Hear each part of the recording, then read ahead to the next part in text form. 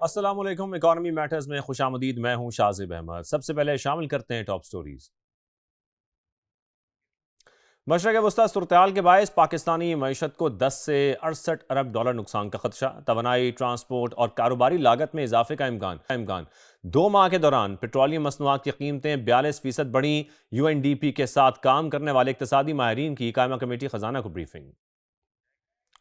Stock exchange میں شدید مندی، مارکیٹ میں 2829 پوائنٹس کی کمی، 1,62,994 پوائنٹس پر بند۔ مارکیٹ ایک ساتھ 3 حدیں کھو بیٹھی۔ دوران ٹریڈنگ 5400 سے زائد پوائنٹس کی بھی کمی ہوئی۔ اور FBR کی ناقص کارکردگی، ٹیکس ہدف پورا کرنے میں مسلسل ناکام۔ جولائی تا اپریل شارٹ فال 710 ارب روپے سے تجاوز کرنے کا خدشہ۔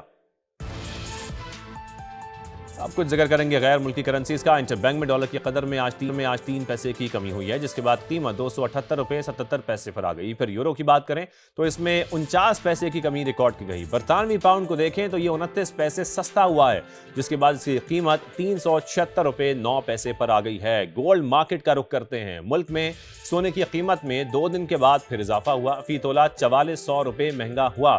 قیمت 4,83,962 روپے پر آ گئی، جبکہ 10 گرام کے حوالے سے آپ کو یہ بتائیں کہ اس کی قیمت میں 3700 روپے کا اضافہ دیکھا گیا۔ انٹرنیشنل مارکیٹ کو دیکھیں تو گولڈ 44 ڈالر فی اونس مہنگا ہوا ہے، جس کے بعد اس کی قیمت 4616 ڈالر پر پہنچ گئی ہے۔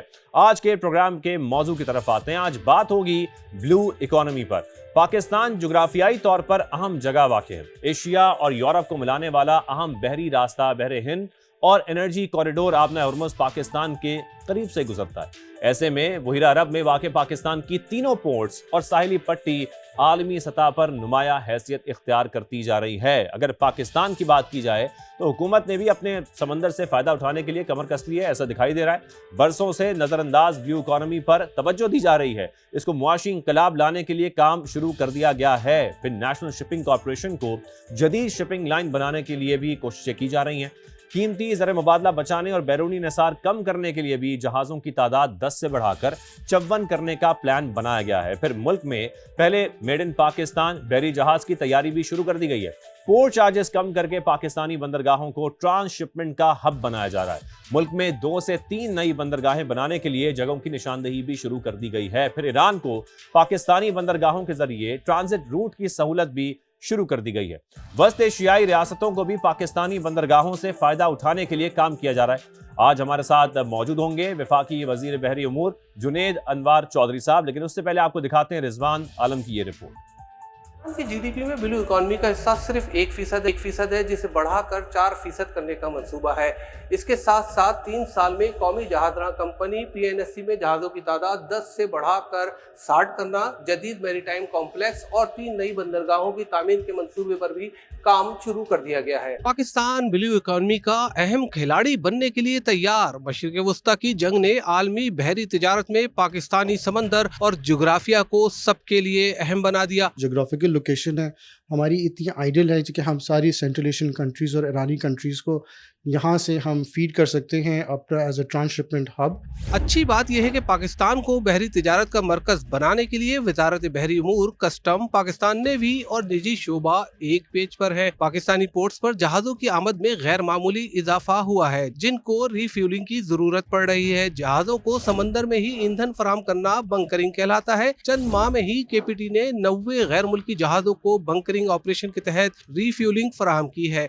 دنیا کی بڑی بڑی لائنز ہم سے ابھی پاکستانی واٹرز میں بنکرز لے رہی ہیں، اور یہ فیوچر میں انشاءاللہ پورے میری ٹائم سیکٹر کی شیپ چینج ہو جائے گی۔ ماہرین نے انکشاف کیا ہے کہ صرف وسطی ایشیائی ریاستوں کے تاجر ہزاروں کنٹینرز پاکستانی بندرگاہوں اور ٹرانزٹ راستوں سے اپنا سامان نکالنے کے لیے ملکی لاجسٹک کمپنی سے ہر روز رابطے کر رہے ہیں۔ 3000 سے زیادہ کنٹینر کراچی پورٹ پہ آلریڈی آ چکے ہیں، اینڈ فردر 3000 کنٹینر یا تو آن دا سی ہیں یا آؤٹ آف شور کے باہر ہیں۔ مزید 10,000 کنٹینر ایسے ہیں جو کہ مزید وہ چاہ رہے ہیں کہ چائنا سے یا مزید ملکوں سے کراچی کے لیے ہم لوڈ کریں۔ ماہرین کے مطابق فجیرہ، خرفقان، جبل علی، بندر عباس سے تجارت کرنے والے تاجر اب پاکستان کی طرف دیکھ رہے ہیں۔ اسٹیک ہولڈرز کا کہنا ہے کہ پاکستانی بندرگاہوں کو متبادل بنانے کے لیے ہمارے پاس وقت کم اور مقابلہ سخت ہے۔ کیمرامین ذیشان کے ساتھ سید رضوان عالم، سما، کراچی۔ رضوان کی خصوصی رپورٹ آپ نے دیکھی، اپنے مہمان کی طرف آتے ہیں۔ جنید صاحب بہت شکریہ سما کو وقت دینے کے لیے۔ جنید صاحب، بلو اکانومی کو ایسا شعبہ کہا جا سکتا ہے جو ہمیشہ نظر انداز ہوا ہے، ماضی میں ہم نے دیکھا ہے۔ اب بلو اکانومی کے ذریعے اب معاشی انقلاب لانے کی باتیں کی جا رہی ہیں، کوششیں بھی کی جا رہی ہیں۔ حکومت نے اس حوالے سے کیا پلان تیار کیا ہے، ہمارے ساتھ شیئر کریں گے؟ جی تھینک یو ویری مچ شاہ زیب۔ سب سے پہلے تو میں آپ کا، آپ کے چینل کا، آپ کے پروگرام کا شکریہ ادا کروں گا کہ ایک اس بہت ہی اہم میں سمجھتا ہوں ٹاپک پہ بات کرنے کا مجھے موقع ملا۔ حکومت پاکستان اور پرائم منسٹر صاحب کی ہدایات پہ ہماری منسٹری بڑا سیریسلی بلیو اکانومی کو بوسٹ کرنے کے لیے کام کر رہی ہے۔ ہم نے اس پہ مختلف پروجیکٹس جو ہیں وہ شروع کیے ہوئے ہیں۔ جیسے آپ نے سنا ہوگا پچھلے دنوں میں پاکستان کی تاریخ میں فرسٹ ٹائم فیری سروس جو ہے اس کا لائسنس جو ہے اس کا اجرا ہوا، اور پھر فیری بھی یہاں پہ آ گئی، اور بھی بہت سارے لوگ جو ہیں وہ فیری سروس کے لیے پاکستان میں آنا چاہ رہے ہیں، اور جس سے میں سمجھتا ہوں کہ ہماری اکانومی کو بھی بہت بوسٹ ملے گا، اور پلس جو زائرین بائی روڈ جاتے ہیں اور مختلف انہیں مسائل کا شکار ہوتے ہیں ایران اور عراق کے لیے، اس میں بھی کافی یہ ہیلپ فل ہوگا۔ اس کے بعد ہماری منسٹری نے بلو اکانومی کو مد نظر رکھتے ہوئے ڈیپ سی فشنگ کے لائسنسز کا اجرا کیا، جو کہ بہت عرصے کے بعد پاکستان میں یہ شروع ہوا، اور الحمدللہ اس میں بہت ساری بوٹس جو ہیں وہ انہوں نے لائسنسز کے لیے اپلائی کیا، اور ان کو ہم نے بہت ریکارڈ ٹائم میں لائسنسز کا اجرا کیا، اور لوگوں کو یہ کانفیڈنس بھی دیا کہ منسٹری میں جب بھی وہ کسی لائسنس کے اجرا کے لیے یا لائسنس حاصل کرنے کے لیے آئیں گے تو ہم بہت کم وقت میں اور بہت سہولت کے ساتھ یہ ہم سروس جو ہے وہ انہیں پرووائڈ کریں گے۔ اور ان شاء اللہ تعالیٰ یہ ڈیپ سی فشنگ کے جو لائسنسز ہیں، اس کے بعد جب ڈیپ سی میں یہ ہمارے شپس آئیں گے تو ایک کوالٹی، جو اچھی کوالٹی کی فش جو ہے کیچ ہوگی، اور اس کے بعد اسے ایکسپورٹ کریں گے۔ آن دا ادر سائڈ ہماری منسٹری جو ہے یہ جو سی کی جو پروسیس ہے، اس کے فش کا جو پروسیس ہے اس کے اوپر بھی کام کر رہی ہے، جس میں ٹونا کا ہمارے پاس کوٹا ہے، اور اس سے پہلے جو ٹونا فش ہے یہ ویسے ہی ایکسپورٹ ہو جاتی تھی، اور اب ہم اسے پروسیس کرنے کے بعد، ویلیو ایڈ کرنے کے بعد بھیجیں گے، جس سے پاکستان کے زر مبادلہ میں ایک بہت بڑا اضافہ بھی ہوگا۔ اور اس کے علاوہ ہم اور بہت سارے پروجیکٹ بھی کر رہے ہیں، جیسے ہمارا ایک پورٹ قاسم پہ بہت بڑا ایک پروجیکٹ آ رہا ہے جسے ہم نے سی ٹو اسٹیل کا نام دیا ہے، جس میں ہماری شپ بلڈنگ اور شپ ریسائکلنگ ہوئے گی، اور اس کے بعد ہم نے منسٹری آف انڈسٹریز سے بات کی۔ میں ہارون اختر صاحب کا بھی مشکور ہوں کہ انہوں نے اس پہ فوری طور پہ کام کیا، جس کے بعد ہم نے اس منصوبے کو سی ٹو اسٹیل کا نام دے دیا، اور اس میں آگے ایک چھوٹی سی اسٹیل مل بھی لگے گی جو اس کے سارے را مٹیریل کو استعمال کر کے اور اس کو پھر کنورٹ کرے گی جی پروڈکٹس میں۔ اس کے علاوہ ہم نے رشیا کے ساتھ بھی ہماری 16 کمپنیز جو ہیں ان کو لائسنسز اور رجسٹر ہوئی ہیں، اور اب ہم اپنا سی فوڈ جو ہے وہ رشیا کو بھی ایکسپورٹ کریں گے۔ تو اس کے لیے اس کے علاوہ ہم نے ہمارا ملٹی پرپز ٹرمینل ہم پورٹ قاسم پہ لا رہے ہیں۔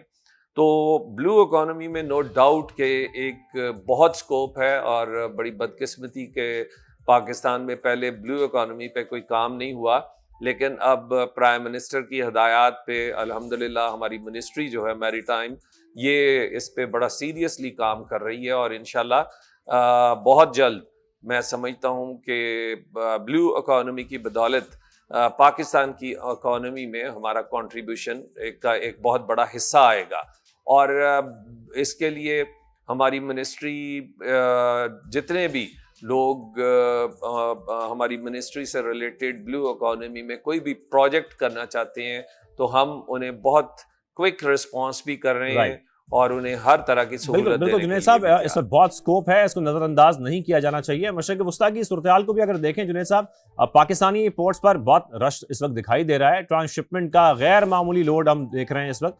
اب تک کتنا ٹرانس شپمنٹ کارگو آ چکا ہے، کچھ آپ شیئر کر سکتے ہیں؟ پورٹ چارجز میں بھی ہم نے دیکھا کہ 60% کمی کی گئی ہے. ایسی صورتحال میں مشترکہ طور پر اگر ہم دیکھیں، کراچی پورٹ ہے، پورٹ قاسم ہے، پھر گوادر پورٹ ہے، اس کی ہینڈلنگ میں کس حد تک اضافہ ہوا ہے؟ جی، یہ بڑا اہم سوال ہے آپ کا.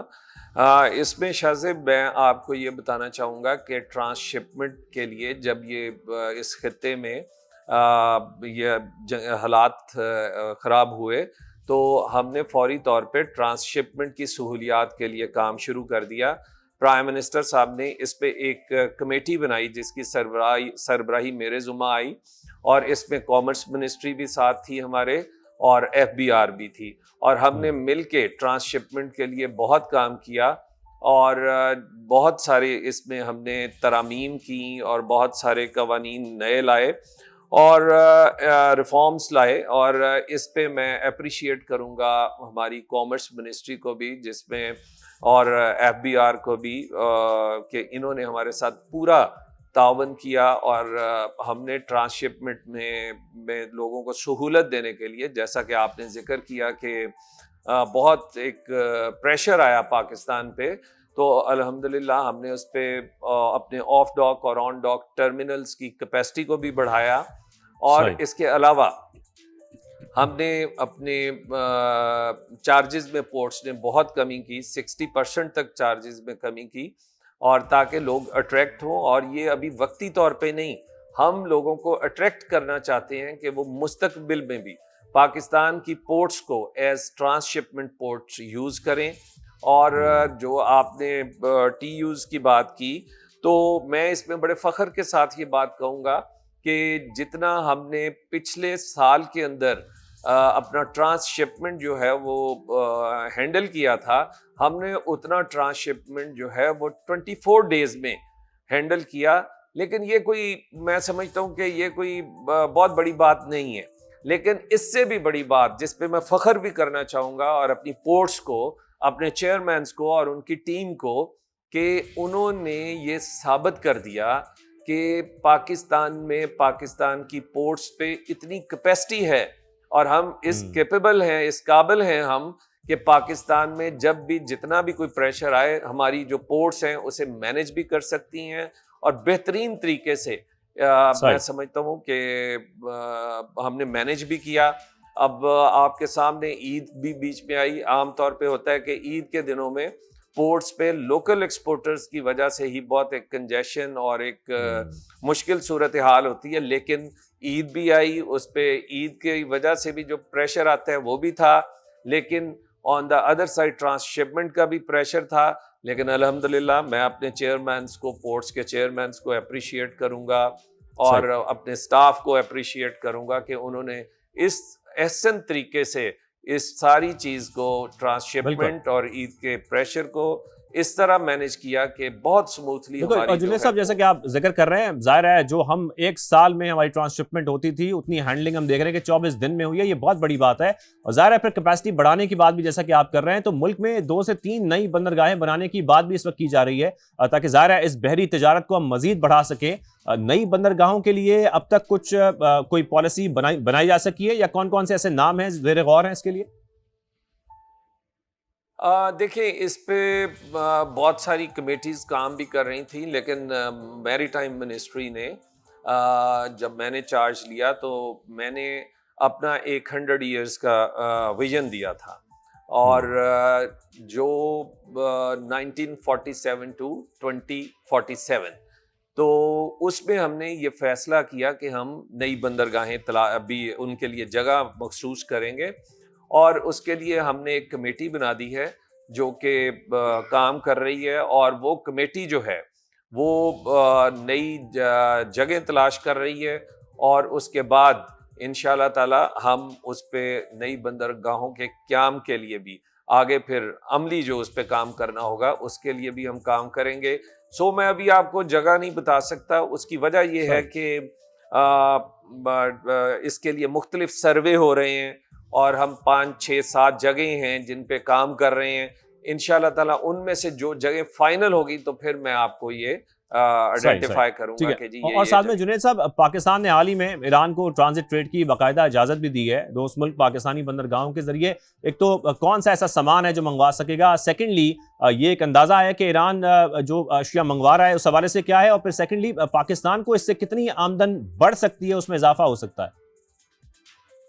سمجھتا ہوں کہ کامرس منسٹری دے سکتی ہے کہ ایران کی ریکوائرمنٹس کیا ہیں اور کیا منگوائے گی, لیکن ہم بہرحال جو گورنمنٹ کی انسٹرکشنز ہمیں ہوں گی ہم ہر طرح کی سہولت جو ہے وہ دیں گے. جیسا کہ میں نے آپ کو پہلے بھی بتایا کہ ہماری پورٹس کی الحمدللہ کیپیسٹی بھی میں نے آپ کو بتائی اور ان کی اہلیت بھی آپ کو بتائی کہ الحمدللہ ہماری پورٹس, ہماری جو ٹیم ہے پورٹس کو مینیج کر رہی ہیں وہ تیار ہیں. اور جیسے ہی انشاءاللہ تعالیٰ یہ جو بھی آپ نے کویسچن کیا ہے ایران کے لیے جو بھی ہمیں ہدایات ملیں گی ہماری پورٹس اس کے لیے تیار ہیں. اور خاص طور پہ میرا فوکس جو ہے اس چیز کے لیے گوادر پہ ہے, کیونکہ میں یہ چاہتا ہوں کہ گوادر کو ہم اپنی اگر یہ چیزیں ہماری موو ہونا شروع ہوتی ہیں تو ہم گوادر پورٹ کو استعمال کریں, کیونکہ میرا خیال ہے کہ گوادر ایران کے ساتھ بھی اور سینٹرل ایشین کنٹریز کے ساتھ بھی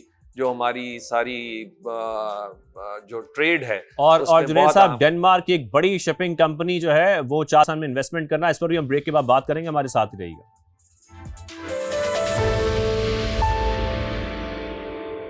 ویلکم بیک. بریک سے پہلے بات ہو رہی تھی کہ ٹی یوز کی ہینڈلنگ کس حد تک بڑھ گئی ہے ہماری پورٹس پر. جنید صاحب ہمارے ساتھ موجود ہیں.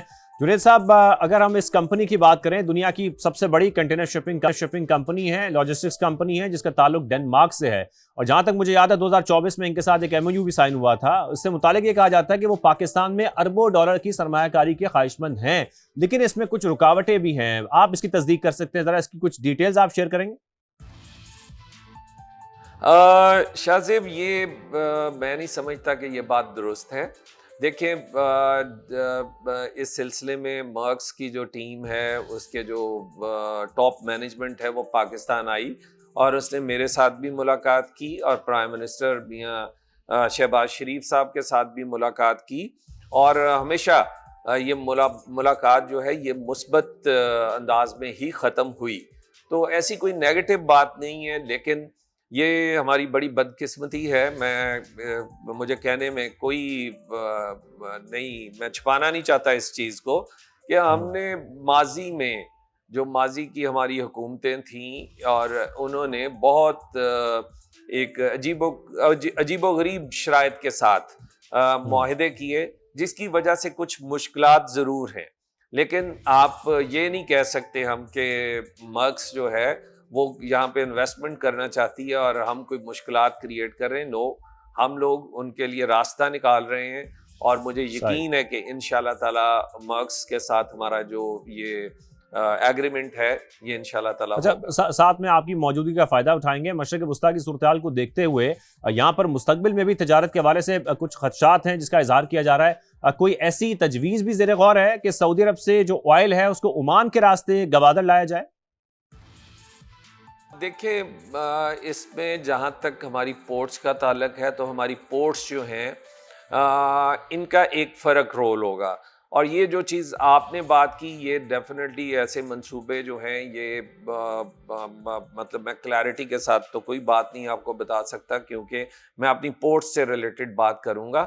تو اس میں منسٹری آف پیٹرولیم کے سعودی گورنمنٹ اور پیٹرولیم کمپنیز کے ساتھ کیا چیز چل رہی ہے یہ شاید پیٹرولیم منسٹری زیادہ بہتر بات بتا سکتی ہے, لیکن آن دا ادر سائڈ ہماری جو پورٹس ہیں اس پہ جب سے میں منسٹر بنا تو میرا ایک پلان تھا, اس سے پہلے کچھ کمیٹیز اس پہ کام بھی کر رہی تھیں, اور وہ تھا کہ ہم اپنے انرجی کے جو اسٹریٹجک ذخائر ہیں ان کو بڑھایا جائے. تو وہ اپنی جگہ, لیکن میرا اپنا ایک ویژن اور بھی ہے جس پہ میں نے کام شروع کیا ہوا ہے, وہ ہے کہ ہم اپنا ایک خاص طور پہ یہ جو موجودہ خطے کے حالات ہیں اس کے بعد جو میں نے اپنا ایک وہ سوچا کہ ہم اپنے ذخائر ملکی ذخائر تو بڑھائیں, لیکن دوسری طرف میرا ایک کوشش بھی ہے انشاءاللہ اللہ تعالیٰ کرے گا اسے میں پورا بھی کروں گا, وہ ہے ایک انرجی سٹی کا قیام. اور اس انرجی سٹی میں ہم پوری دنیا کو جو آئل پروڈیوسنگ کنٹریز ہیں انہیں بھی, اور پلس جو آئل اور انرجی سے ریلیٹڈ بزنس میں انوالو بڑے کمپنیز ہیں انہیں بھی ہم ایک انرجی سٹی آفر کریں گے جہاں پہ وہ آئیں اور وہ اپنی انرجی جو ہے, انرجی سے ریلیٹڈ چیزیں, مختلف کروڈ آئلز اور ساری اس طرح LNG LPG یہ ہمارے پاس آ کے وہ سٹور کریں, اور ہم انہیں بانڈڈ سٹوریج کی سہولت دیں اور وہ یہاں پہ سٹور کریں. ہم اس کا چارج کریں گے, اس میں پاکستان کو زر مبادلہ بھی ملے گا, اور اس کے بعد وہ یہاں سے اپنی اس جو چیزیں سٹور کریں گے اسے وہ ایکسپورٹ بھی کر سکیں. اور لیکن اس میں میں سمجھتا ہوں کہ ایک ہم ضرور کریں گے کہ جس ٹائم میرے ملک پاکستان کو ضرورت ہوگی تو پھر وہ ایکسپورٹ بعد میں ہوگی, پھر وہ جو لوگ ہوں گے ان کے ساتھ ہمارا کچھ اس طرح کا ایگریمنٹ ہو کہ پھر وہ ہماری ضرورت کو پہلے پورا کریں اور اس کے بعد وہ ایکسپورٹ کریں. اس کے دو فوائد ہوں گے. ایک فائدہ تو یہ ہوگا کہ ہماری ڈیفینیٹلی ایک مخصوص ہماری ایک کیپیسٹی ہے کہ ہم اپنے ذخائر کو بڑھانے کے لیے سٹوریج کی, جس میں آئل منسٹری میں علی پرویز میرے بھائی جو ہیں انہیں ضرور اپریشیٹ کروں گا کہ انہوں نے اس پہ بہت کام کیا اور ٹاسک فورسز بھی اس پہ کام کر رہی ہیں. تو لیکن وہاں پہ ہمارا ڈیفینیٹلی ایک لمیٹڈ سا اسکوپ ہے ہمارے پاس کہ ہم یہ پیٹرولیم مصنوعات جو ہے انہیں لا کے سٹور کریں اپنی ضرورت کے لیے. جب ہم انرجی سٹی بنائیں گے تو اس پہ مختلف ممالک وہ آ کے ہمارے پاس سٹوریج لیں گے, اور مختلف کمپنیز ہم سے آ کے سٹوریج لیں گی, اور اس کے بعد وہ یہاں سے ری ایکسپورٹ بھی کریں گی, لیکن جب ہمیں ضرورت ہوگی تو وہ ہمیں بھی پرووائڈ کریں گی. تو اس پہ ہم لوگ بھی کام کر رہے ہیں انشاءاللہ تعالیٰ. میں سمجھتا ہوں کہ یہ اگر ہم انرجی سٹی اپنا بنانے میں کامیاب ہو گئے تو یہ پاکستان کی جو انرجی کی ضروریات بالکل ہم امید کرتے ہیں کہ انرجی سٹی کا جو پلان ہے یہ حقیقت میں بدلے. آخر میں جنید صاحب یہ کہا جاتا ہے کہ جب ایران نے پاکستان کو 20 جہاز گزارنے کی اجازت دی تو پاکستان جہازوں کی جو مطلوبہ تعداد ہے وہی پوری نہیں کر سکا, اور اس آفر سے ہم مکمل فائدہ نہیں اٹھا سکے. ذرا اس بات کی بھی آپ تصدیق کیجیے گا کہ واقعی یہ بات درست ہے. دیکھیں, پہلی بات تو یہ ہے کہ میرا نہیں خیال کہ یہ کوئی ایسی بات ہے کہ ہم سہولت سے فائدہ نہیں اٹھا سکے. دیکھیں, یہ ایک کرائسس کا ٹائم تھا, اور اس کرائسس کے ٹائم میں آپ کے پاس ایکسپورٹ کے لیے اور امپورٹ کے لیے ایک لمیٹڈ سا ایک اسکوپ ہوتا ہے, کیونکہ بندرگاہیں جو ہیں جبل علی پہ ڈیفیکلٹیز آئی ہوئی تھیں, اس کے بعد جو آپ کی یورپین کنٹریز سے امپورٹس تھیں اس پہ بھی ڈیفیکلٹیز تھیں. تو اس میں میں سمجھتا ہوں کہ کوئی ایسی بات نہیں ہوئی, اور اب بھی الحمدللہ ہمارے سارے ادارے جو ہیں میں انہیں اپریشیٹ کروں گا کہ وہ ایک سموتھ سی ٹریول کے لیے ہم ایران کے ساتھ بات کر رہے ہیں. اس میں ہم موفا کی بھی تعریف کروں گا, منسٹری آف فارن افیئرز کی, کہ وہ بھی جب بھی ہمیں کبھی کوئی اس طرح کی ٹربل یا کوئی مسئلہ آتا ہے تو ہمیشہ انہوں نے ہمیں ہماری مدد. وفاقی وزیر جنید انوار چودھری, بہت شکریہ, آپ نے اپنا قیمتی وقت اکانومی میٹرز کے لیے نکالا. ہمیں اجازت دیجیے, اللہ حافظ.